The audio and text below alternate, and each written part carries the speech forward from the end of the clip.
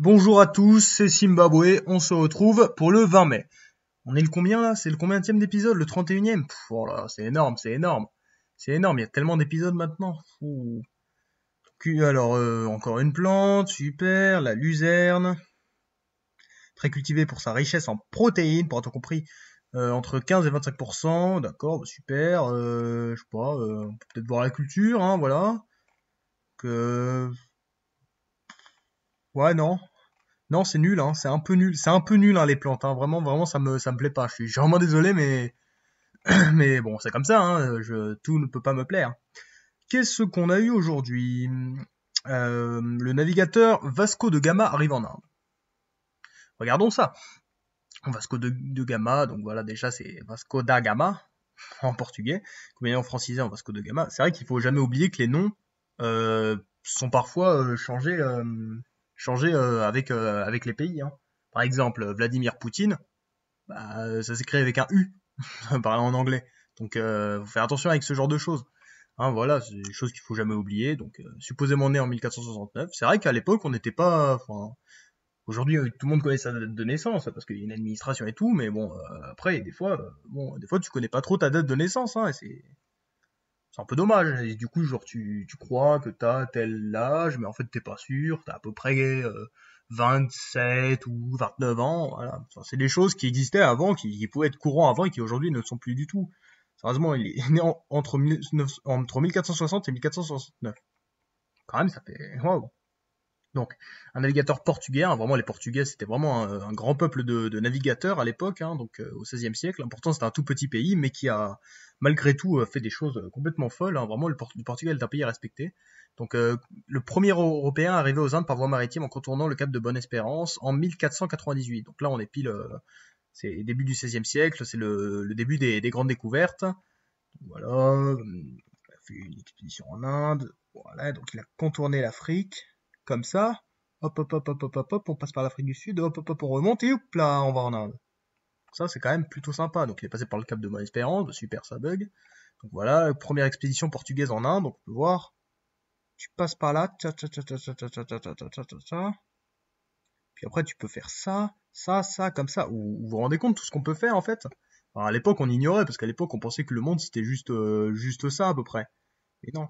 La Méditerranée, hop là, la mer Rouge, là, je crois que c'est la mer Rouge, ça. Puis hop là, ça c'est l'océan Indien, et hop, on descend et on remonte. Et là, on peut s'arrêter à plein de petits comptoirs, on peut capturer des esclaves, on se met bien, hein, pour l'époque, hein, on se met bien. Aujourd'hui, on peut plus trop faire ça, et heureusement d'ailleurs. Donc le cap de Bonne-Espérance, promontoire rocheux de l'Afrique du Sud à l'extrémité de la péninsule du Cap. Donc Cap de l'Espérance n'est pas le point le plus au sud de l'Afrique, c'est caractéristique. Cependant, lorsque l'on suit sur le côté de l'équateur, le cap de Bonne-Espérance marque le point où l'on commence à voyager plus vers l'est que vers le sud. Ouais, donc c'était un objectif des efforts des Portugais pour établir des relations commerciales directes avec l'Extrême-Orient. Très intéressant. Donc en fait, c'est pas un truc peut-être si important que ça, mais à l'époque ça l'était. Et aujourd'hui, bah, c'est super connu, le Cap de Bonne-Espérance, voilà, qui se situe pile en Afrique du Sud.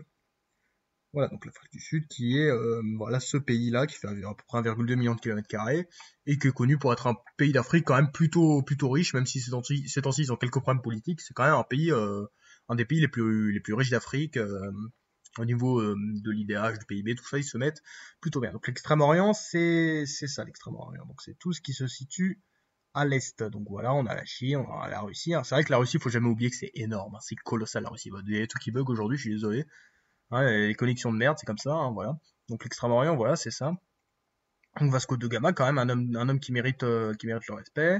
Voilà, qui après avoir ouvert une nouvelle voie maritime pour le commerce des épices et établi des terrains commerciaux, le royaume du Portugal ne profitera pas de l'entreprise de Vasco de Gama par manque d'armateurs à cause de la concurrence des Pays-Bas, puis de son annexion à l'Union ibérique. Alors pour ceux qui connaissent pas l'Union ibérique, c'est un moment. C'est genre l'Espagne et le Portugal, ils ont décidé de n'être plus qu'un pays. Comme ça, voilà, ils se sont dit, ouais, ça a marché, donc on s'est retrouvé avec un truc plutôt puissant, hein.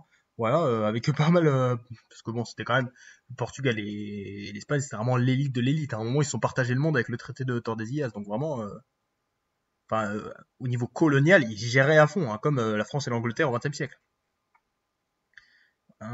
Donc l'Empire colonial portugais après de son apogée, voilà, qu'est-ce que je dis? Il continue de jouir une grande influence dans le monde après que Vasco de Gama ait finalement atteint l'Inde. L'exploit de Gama achève les efforts d'exploration initiés par Henri le Navigateur. Henri le Navigateur.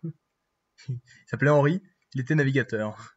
Imaginez, vous appelez le prénom, par votre prénom, genre Michel le Boulanger. Pourquoi pas après tout, hein. Tout au long du XVIe siècle, les attaques sont toujours de plus en plus nombreuses. Les Anglais et les Français, les intrusions de plus en plus fréquentes, bah ouais, parce qu'eux, ils ont envie d'avoir une part du gâteau, quand même, c'est abusé.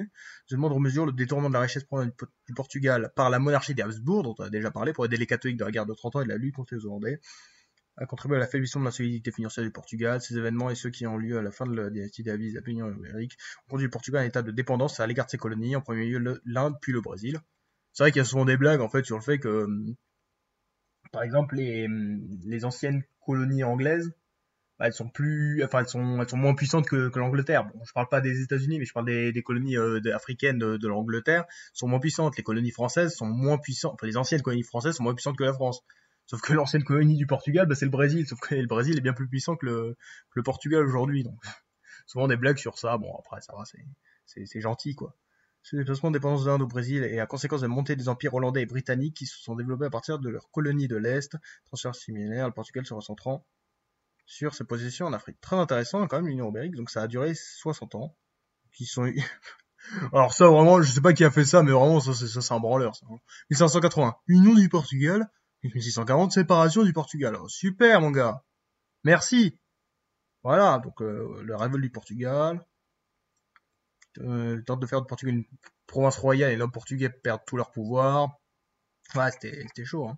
Ça aurait pu faire un seul pays, hein, quand même, 60 ans, c'est quand même beaucoup, hein. C'est quand même beaucoup, hein, un pays qui s'unit puis qui se désunit comme ça. Hein, voilà, c'est toujours intéressant de voir des pays qui ont été ensemble et qui ne le sont plus aujourd'hui. Ça, c'est quand même plutôt intéressant, hein. Mais bon, là, c'est juste une parenthèse, hein, de l'histoire du Portugal et de l'Espagne. Hein, faut pas déconner non plus. Hein, c'est comme les empires français, quoi. Même si là, c'était un peu plus long. Donc voilà, donc ouais, Vasco de Gama, quand même un homme de plutôt bonne qualité. Hein, en plus, une belle barbe de portugais. Il mérite le respect. Alors, qu'est-ce qu'on a aujourd'hui? Euh, Indépendance de Cuba vis-à-vis des États-Unis. Ah bon, alors ça, on va voir. Alors pour ceux qui connaissent pas Cuba, c'est une petite île, hein. Bon, bah, je vais vous divertir en parlant. Du coup, c'est une petite île, voilà, un petit peu au sud des États-Unis d'Amérique. Et le truc qui est plutôt connu sur Cuba, c'est qu'en fait, en 1959, bon, le pays, il était un peu nul, quoi. C'était une dictature militaire. Bon, le dictateur, c'était un mec corrompu. Enfin, les gens, c'était l'extrême pauvreté. Du coup, qu'est-ce qui s'est passé? Il y a eu une révolte. Il y a eu une révolte. Donc, il y a un mec, Fidel Castro, qui est arrivé au pouvoir en 1959. Et donc là, bon, au début, ça allait en fait, parce que le mec, il voulait juste un petit peu nationaliser les terres. Enfin, il voulait un peu juste que les gens aient à manger et des terres pour eux, quoi. Ça allait. Sauf qu'après, il s'est mis à être un peu plus à gauche, et là, les États-Unis, tout de suite, ils se sont dit, hop, hop, hop, mais attends, c'est un communiste. Alors qu'à la base, Cuba n'était pas vraiment communiste. Et du coup, les États-Unis, donc, avec l'élection du président Kennedy, eh ben, ils ont commencé à, voilà. Donc, avoir un peu peur de Cuba. Et du coup, qu'est-ce qui s'est passé? Bah, il y a eu, les États-Unis ont voulu faire un coup d'État à Cuba en secret, bon, comme ils le font souvent, sauf que ça n'a pas marché. Du coup, Cuba est devenu communiste, et pendant 50 ans, bah, il y a eu un pays à côté des États-Unis qui étaient communistes. Donc je peux vous dire que c'était un petit peu chaud, hein. Voilà, superficie de 110 000 km², capitale La Havane. Donc indépendance de l'Espagne en 1868. Puis ensuite,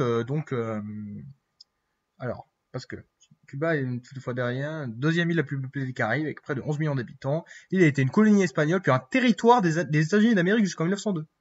Ça aurait peut-être pu devenir un État des États-Unis, hein, comme Hawaï, pourquoi pas.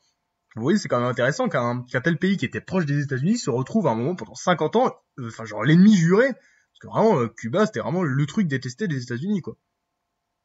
Voilà, ça c'est quand même plutôt intéressant. Donc voilà, révolution, indépendance. Donc voilà, indépendance. Oui, non, mais ça on connaît le 19e siècle. Mais bon, lutte pour l'indépendance remonte au milieu du 19e siècle, à la guerre de 10 ans. Il s'agit d'intervenir dans la guerre d'indépendance cubaine. Donc ça, là, la guerre des 10 ans, enfin, c'est quand ils ont réussi à s'affranchir de l'Espagne. Ils ont été aidés par les États-Unis. Guerre hispano-américaine, ils occupaient ensuite l'île. Durant cette période en particulier, les gouvernements, Il est massivement investi par la Cosa Nostra, donc c'est la mafia sicilienne. Bon, on sait pas trop ce qu'ils font là, mais bon, c'est pas fou quoi. Calme, impunité, profit, la corruption à large échelle. Oh là là là. Ouais, c'était quand même enfin c'est quand même une île qui a eu une mauvaise vie, hein, Cuba. Vraiment, c'est pas une île qui a eu de la chance, parce qu'après le communisme, ça, bon, le communisme à Cuba a quand même eu des qualités, par exemple au niveau de l'alphabétisation, l'espérance de vie qui est d'ailleurs, je crois, égale à celle des États-Unis, donc ça quand même d'avoir une espérance de vie égale à la première puissance mondiale, c'est cool. Et au niveau économique, enfin ça va pas du tout, quoi. C'est pas fou Cuba, hein. C'est pas fou. Mais c'est dommage, hein, parce que Cuba mérite mieux, mais bon. Enfin, c'est quand même, Cuba, c'est le genre d'île vraiment avec une histoire très compliquée et très extrêmement intéressante. Donc voilà, là on a Fidel Castro. Attendez. Donc alors Fidel Castro, bon, si vous le connaissez pas, il a été. Donc alors lui, c'est Raúl Castro, donc c'est son frère. Ce qui est marrant avec Raúl, c'est qu'il ressemble à une tortue.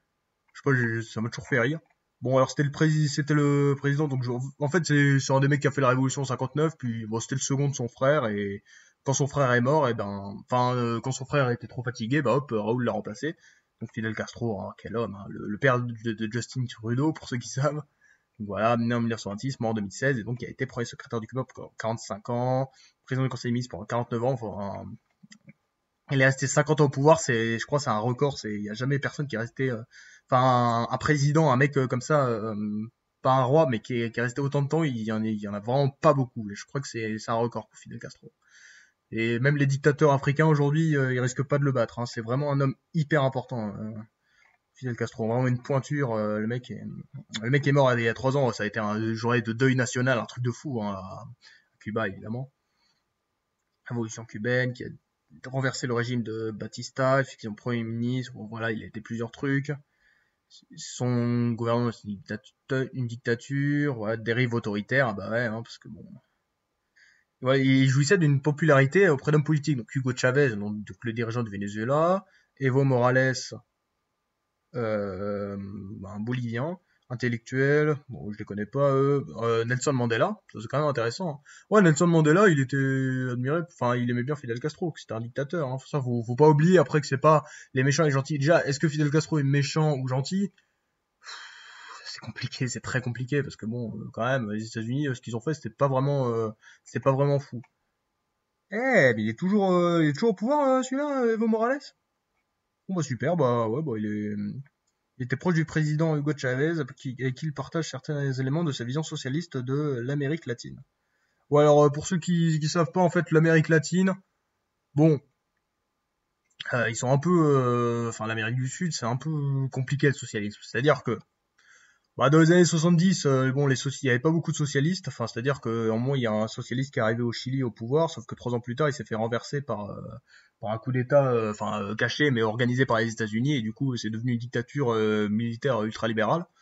Donc ça avait mal commencé. Puis ensuite, il y a Hugo Chavez qui est arrivé au pouvoir au Venezuela. Bon, vous devez en parler, vous devez en entendre parler, ça passe tous les jours. Donc Hugo Chavez, bah, qu'est-ce qu'il a fait, Hugo Chavez? Bah, comme c'était un socialiste, du coup, il a tout nationalisé, il a pris l'argent du pétrole pour leur donner aux pauvres. Le problème, c'est que en faisant ça, Hugo Chavez, son petit problème, c'est qu'il a absolument pas développé, enfin, il a absolument pas diversifié l'économie. C'est-à-dire que l'économie du Venezuela, c'était que le pétrole. Et donc, quand il y a eu le choc pétrolier, l'économie du Venezuela, bah, c'est pété la gueule. Et en fait, Hugo Chavez, et bah, du coup, là, il y a une phase d'hyperinflation, c'est-à-dire que les prix augmentent un truc de fou, et les gens, ils doivent avoir des brouettes pour acheter du pain. Ça, on en avait déjà parlé au tout début de ma chaîne. Et donc l'hyperinflation, c'est un truc horrible, quoi. Et donc ils se retrouvent. Et donc là, c'est la grosse crise au Venezuela à cause de ça, parce que en fait, en redonnant l'argent aux pauvres, Chavez n'a pas eu le temps de diversifier l'économie. Bon, après, il y a aussi eu des sanctions américaines, mais bon, le socialisme n'a pas du tout marché au Venezuela, et donc là, c'est coup dur pour le socialisme en Amérique du Sud, hein, pour l'instant. Voilà. Bon, après, le socialisme peut avoir des jours devant lui, par exemple aux États-Unis, on est peut-être en face à une renaissance. Mais on en reparlera. Bon, aujourd'hui, c'était quoi? C'était l'anniversaire de la Luzerne, voilà, enfin d'un calendrier républicain. Retenez la chronologie portugaise aux Indes, donc quand même les Portugais qui vont en Inde, pourquoi pas, hein, l'Extrême-Orient, le Cap de Bonne-Espérance, voilà, qui se situe pile au sud, donc voilà, qui a été franchi par Vasco de Gama en 1498. L'Union ibérique qui a duré 60 ans, quand même 2 pays aujourd'hui qui ont l'air différents, qui ont été ensemble à un moment. Vasco de Gama, un homme de qualité avec une belle barbe, l'Amérique latine hein, évidemment, Evo Morales, le dirigeant donc de la Bolivie, Hugo Chavez, le socialisme et le Venezuela, Fidel Castro évidemment, la révolution cubaine, Cuba, une île de qualité. Bah c'est fini. C'était Zimbabwe. Abonnez-vous, lâchez des commentaires, des pouces bleus, je vous aime. Bisous.